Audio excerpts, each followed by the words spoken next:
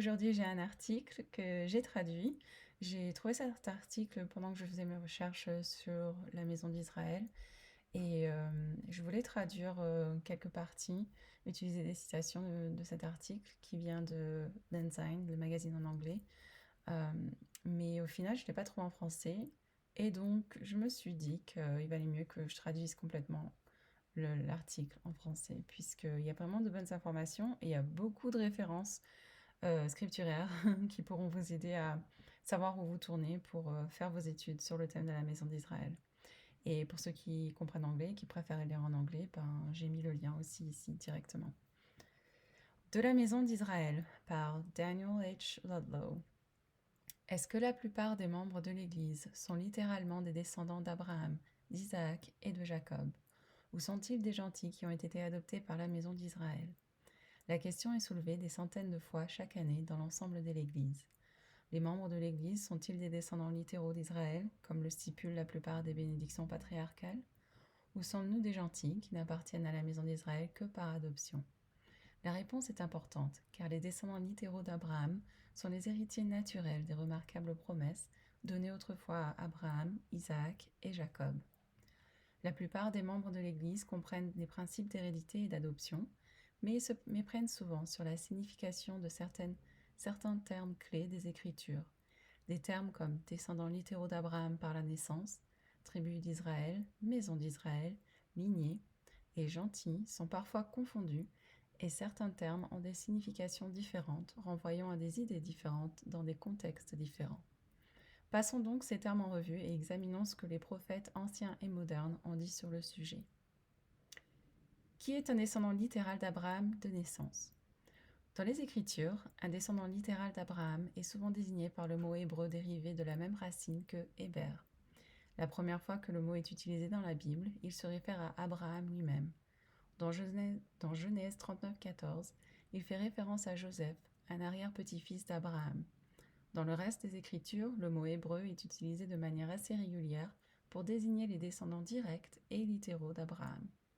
Les descendants d'Abraham, un hébreu, comprennent toute personne dont la lignée remonte à l'un des fils d'Abraham et de ses 3 épouses.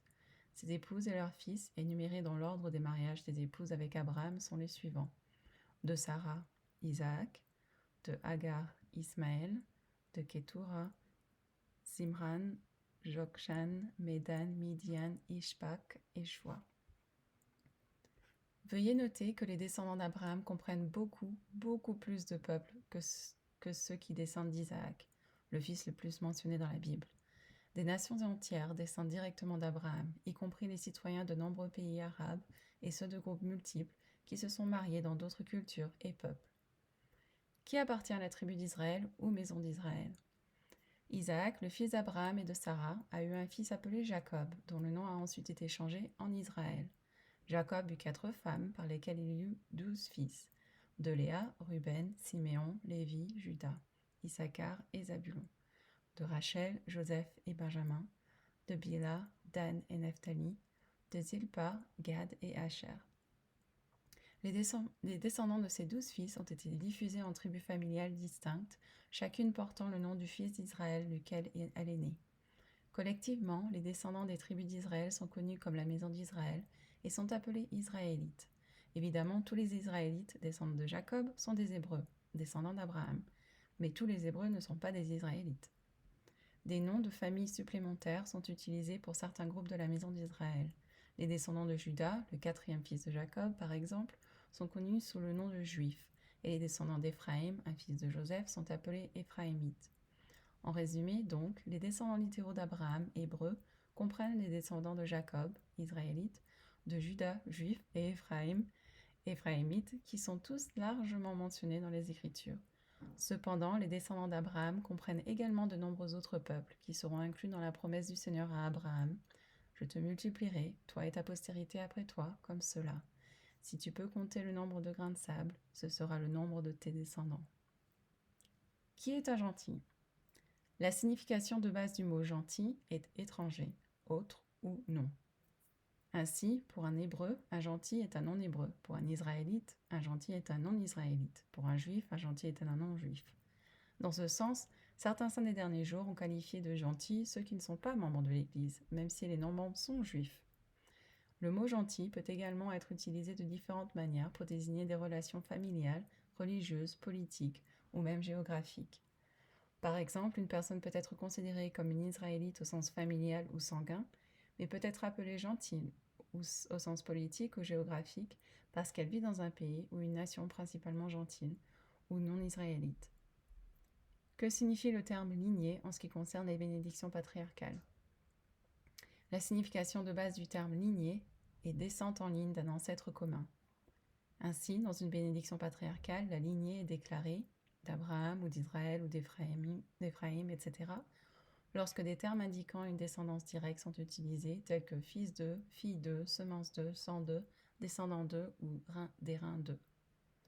Concernant la responsabilité du patriarche de déclarer une telle lignée, la première présidence de Heber J. Grant, J. Reuben Clark Jr. et David O. McKay a annoncé « Les bénédictions patriarcales envisagent une déclaration inspirée de la lignée du bénéficiaire. » Les patriarches ont également été conseillés. Une partie essentielle de toute bénédiction patriarcale est la déclaration de la lignée. Le patriarche doit être sensible au chuchotement de l'esprit lorsqu'il identifie la lignée et les promesses et bénédictions spéciales qui en découlent. La déclaration de la lignée doit venir de l'influence du Saint-Esprit. Cette inspiration peut venir au patriarche indépendamment de la race ou de la nationalité de la personne qui reçoit la bénédiction. À vue des déclarations précédentes, nous pouvons constater que les lignées déclarées dans les bénédictions patriarcales sont presque toujours des déclarations de lignées réelles. Il ne s'agit pas simplement d'identification tribale par affection. Avec l'aide de ces définitions et ces explications, examinons quelques déclarations des Écritures et des prophètes de cette dispensation qui se rapportent à la question de l'adoption et de la lignée, qui à son tour se rapporte au rassemblement d'Israël dans les derniers jours. Référence d'Écriture. De nombreuses Écritures abordent directement la question de la lignée, ce qui est révélateur de son importance, mais seules quelques-unes d'entre elles peuvent être citées ici. Faites particulièrement attention à celles qui sont marquées d'un astérisque. Alors, je vous laisserai regarder ces Écritures. Je pense qu'il n'est pas nécessaire que je les nomme toutes, mais j'ai laissé comme il les a citées. J'aimerais seulement citer les 3 références abrégées suivantes. Dans Abraham 2, 9 à 11. Tu seras une bénédiction pour ta postérité après toi, en ceci qu'elle portera, de ses mains, ce ministère et cette prêtrise à toutes les nations, et je la bénirai par ton nom, car tous ceux qui recevront cet évangile seront appelés de ton nom, seront considérés comme ta postérité, et se lèveront et te béniront, toi leur Père. En ta postérité après toi, c'est-à-dire la postérité littérale ou postérité selon la chair, toutes les familles de la terre seront bénies des bénédictions de l'Évangile, lesquelles sont les bénédictions du salut, de la vie éternelle. Doctrine et Alliance 86, 8, 9. C'est pourquoi, ainsi vous dit le Seigneur, à vous en qui la prêtrise est perpétuée à travers la lignée de vos pères, car vous êtes héritiers légitimes selon la chair, et avez été cachés au monde avec le Christ en Dieu. Que toutes les extrémités de la terre sachent que nous, tes serviteurs, avons entendu ta voix, et que tu nous as envoyés. Que de parmi tout cela, tes serviteurs, les fils de Jacob, rassemblent les justes. Or, ces paroles, nous les avons prononcées devant toi, ô Seigneur, au sujet des révélations et des commandements que tu nous as donnés, à nous qui sommes comptés parmi les gentils, et que tous les restes dispersés d'Israël, qui ont été chassés aux extrémités de la terre, parviennent à la connaissance de la vérité, croient au Messie, soient rachetés de l'oppression et se réjouissent devant toi. Déclaration des dirigeants de l'Église. Plusieurs dirigeants de l'Église dans cette dispensation ont discuté les aspects divers du sujet de l'hérédité et de l'adoption. La plupart des membres de l'Église sont-ils littéralement des descendants d'Abraham de naissance? Alors je vous invite à réfléchir sur cette question et à penser à votre réponse. Et voilà ce qu'il dit. Le président Joseph Fielding Smith a clairement indiqué qu'une majorité des membres de l'Église d'aujourd'hui sont des descendants d'Israël et donc d'Abraham. L'Éternel a dit qu'il disperserait Israël parmi les nations gentilles et qu'en faisant cela, il bénirait les nations gentilles avec le sang d'Abraham. Aujourd'hui, nous prêchons l'Évangile dans le monde et nous rassemblons, selon les révélations données à Isaïe, à Jérémie et à d'autres prophètes, les brebis dispersées de la maison d'Israël. Ces brebis dispersées se manifestent mélangées au sang gentil de leurs ancêtres gentils.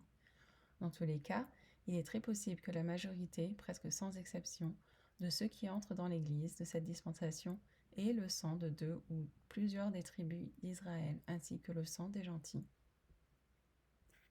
Durant une autre occasion, le président Joseph Fielding Smith a déclaré avec insistance: la grande majorité de ceux qui deviennent membres de l'Église sont des descendants littéraux d'Abraham par l'intermédiaire d'Éphraïm, fils de Joseph. En identifiant les Lamanites comme certains des enfants d'Abraham, le président Spencer W. Kimball a écrit: le Lamanite est un enfant élu de Dieu, mais il n'est pas le seul élu. Il y a beaucoup d'autres bonnes personnes, y compris les Anglos, les Français et les Allemands, qui sont aussi d'Éphraïm et de Manassé. Tout comme les Lamanites, ils sont aussi un peuple élu, et ils sont un reste de Jacob. Les Lamanites ne sont pas entièrement et exclusivement le reste de Jacob dont parle le livre de Mormon. Nous sommes tous d'Israël. Nous sommes d'Abraham, Isaac, Jacob et Joseph à travers Éphraïm et Manassé. Nous sommes tous des restes de Jacob.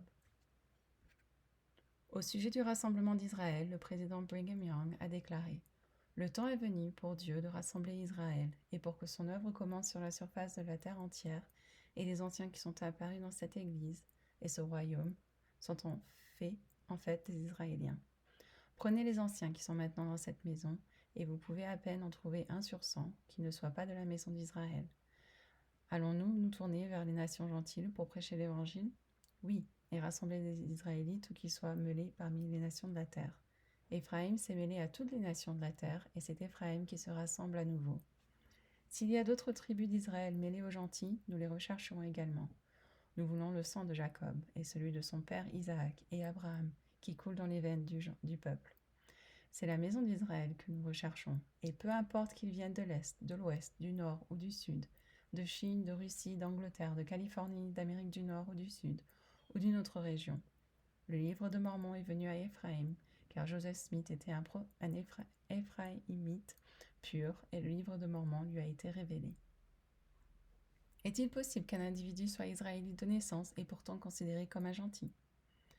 Bien que le président Young identifiait Joseph Smith comme un Éphraïmite pur dans la citation précédente, en ce qui concerne la tribu ou les lignées du prophète, Brigham Young et d'autres ont reconnu que 1.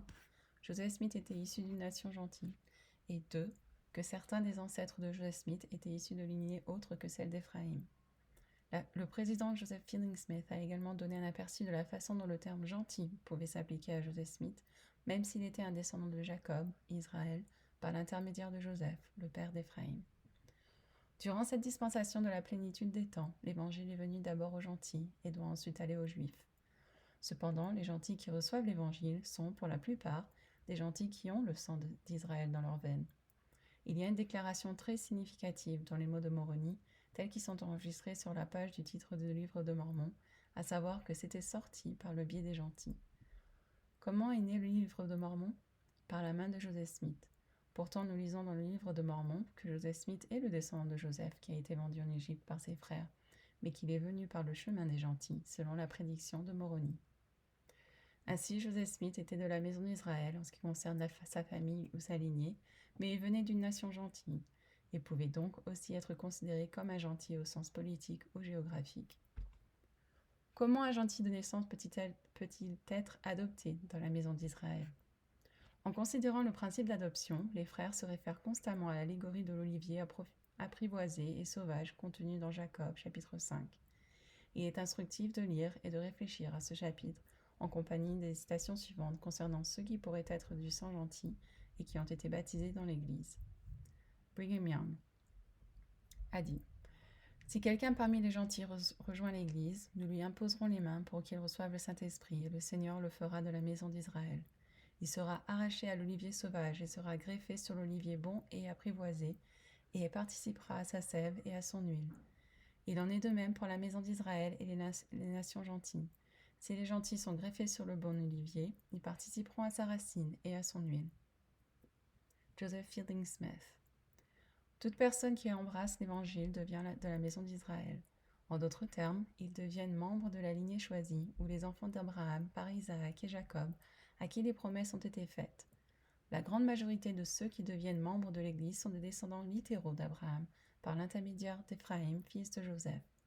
Ceux qui ne sont pas des descendants littéraux d'Abraham et d'Israël doivent le devenir, Et lorsqu'ils sont baptisés et confirmés, ils sont greffés sur l'arbre et bénéficient de tous les droits et privilèges en tant qu'héritiers.